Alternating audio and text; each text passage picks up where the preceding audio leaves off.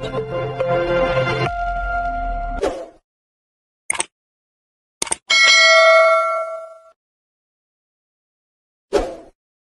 mga mare! Welcome to my vlog.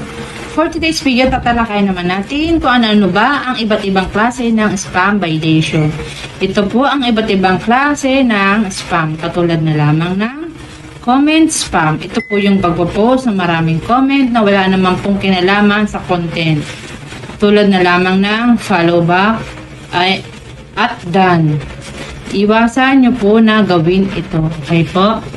And then, next po yung repeating content. Ibig sabihin naman po nito, yung pagpo-post kayo ng content na paulit-ulit at iisa lamang po ang nilalaman.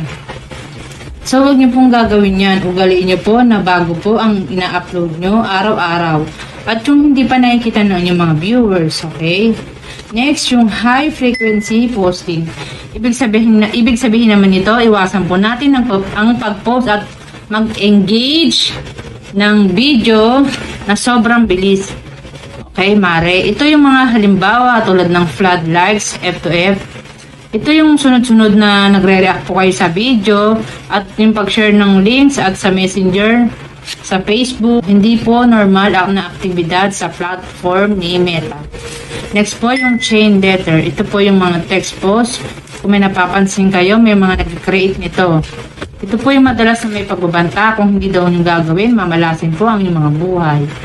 So, iwasan nyo po na mag-comment dito dahil balang araw baka magka-problema kayo mga mare, okay?